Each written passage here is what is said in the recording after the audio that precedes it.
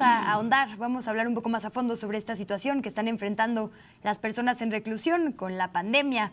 Le agradecemos muchísimo a la maestra María Novoa, especialista en justicia penal, seguridad y derechos humanos, que nos tome la comunicación. ¿Qué tal, maestra? Buenas tardes. Hola, buenas tardes, Luisa. Muchas gracias por la invitación. Al contrario, gracias por estar acá con nosotras y nosotros. Lo han dicho todas las autoridades de salud, maestra, los espacios que ya eran complicados, los espacios donde hay migrantes, donde hay personas en reclusión, ahora van a enfrentar un panorama mucho más complejo que el resto de nosotros. ¿Qué nos puedes decir al respecto? Así es, bueno, ya se están viendo los primeros casos, como lo han estado informando, de personas contagiadas, donde lo que estamos viendo es efectivamente, son centros de reclusión donde tenemos hacinamientos extremos, infraestructura que está en ruinas, en muy malas condiciones sanitarias y servicios de salud que son terriblemente inadecuados, ¿no? Entonces estamos como que en el escenario donde podemos tener ahí un proceso de contaminación y de fallecimientos a partir de esto. Entonces, sí vemos que a partir del día 7 de abril, la Secretaría de Salud dio algunos lineamientos sobre qué hacer en términos de algunas previsiones en cuanto a temas sanitarios, de visitas, de qué hacer con las personas que están dentro en términos en este sentido, ¿no? Pero creo que no hemos tomado medidas mucho más, en este sentido, mucho más extremas, que en otros países ya estamos viendo que se están dando, como es la posibilidad de tomar otras medidas que logremos de alguna manera bajar la población penitenciaria, esta población que tenemos, que podríamos hablar de dos poblaciones que tenemos. Unas que son una población bastante considerable, que estamos hablando de casi del 35% de esta población que está en estos centros que están en la modalidad de prisión preventiva, ¿no?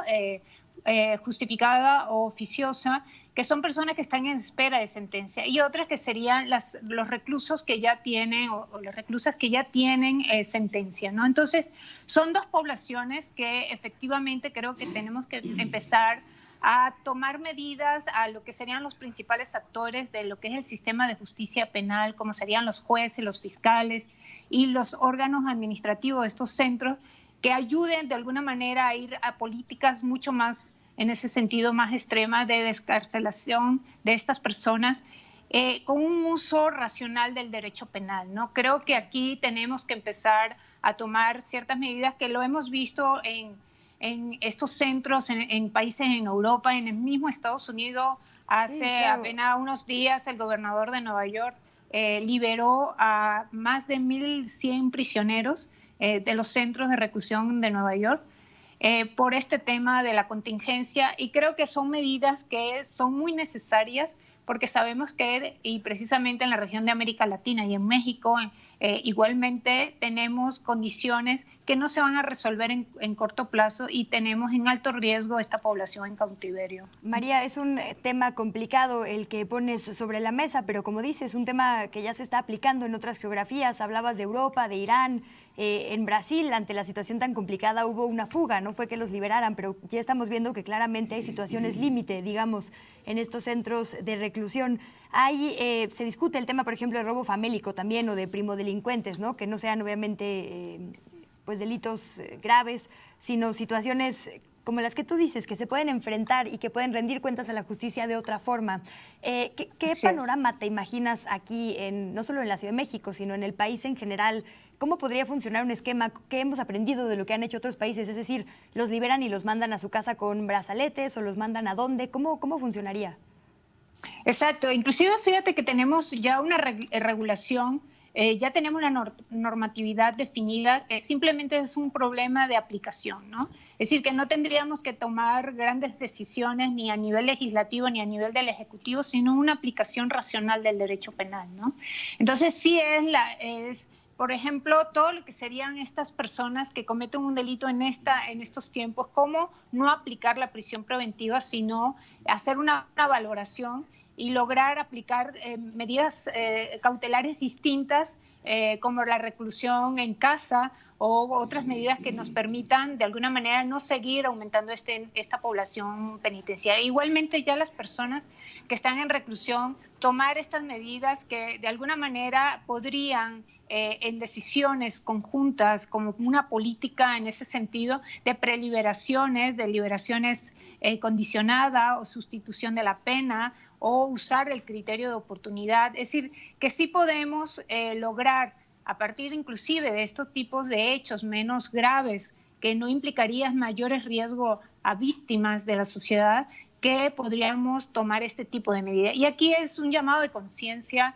efectivamente a nivel de los operadores del sistema de justicia, para que, y aquí tiene un rol muy importante los poderes judiciales, porque son a la final los jueces los que tienen que garantizar los derechos, y principalmente el derecho a la vida y el derecho que tienen las personas de no estar en riesgo en términos de una situación que pudieron haber tomado otro tipo de resoluciones que les ayudarían llevar esta coyuntura, pero es una coyuntura que sabemos que no es una coyuntura de corto plazo, es inclusive una coyuntura de mediano y largo plazo, que creo que tenemos que ir a medidas de este tipo mucho más efectivas y empezar a reducir la población penitenciaria, y a su vez, por supuesto, en estos centros ir tomando medidas en el sentido de lograr, por lo menos en poblaciones más vulnerables, ¿no? Aquí estamos hablando de mujeres que están recluidas, mujeres embarazadas, mujeres que tienen a cargo a sus hijos, ¿no? Son poblaciones que definitivamente hay que ponerle mayor atención. Y no solamente eso, y tenemos aquí un déficit de información, no sabemos efectivamente cuánta de esta población recluida está en alto riesgo, porque no tenemos identificados cuántos están en condiciones médicas, ¿no? De enfermedades como la diabetes, la hipertensión, otros tipos de enfermedades que los ponen vulnerables al virus, como se nos ha señalado. E igualmente tenemos una población mayor de 50 años, estamos hablando del 7% de la población, estamos hablando de alrededor de más de 7.000 personas que son mayores de 50 años, que igualmente es una población muy vulnerable, ¿no? Entonces, creo que tenemos que ir a este tipo de decisiones, en el cual aquí tiene que ser bajo criterios que ya nos los dicta la norma, y en el cual podemos ir reduciendo el riesgo a esta población en cautiverio. Maestra María Novoa, pues muchísimas gracias por este amplio panorama.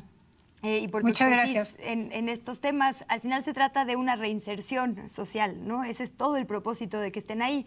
Si solamente se convierten en espacios para mayor criminalidad o para mayor violación de derechos humanos, pues estamos fallando como país, ¿no? Entonces, no hay que quitar el dedo del renglón. Gracias, maestra, un fuerte abrazo. Muchas gracias, hasta luego. Gracias, maestra, un abrazo. Vamos a corte y no se despegue, porque al regresar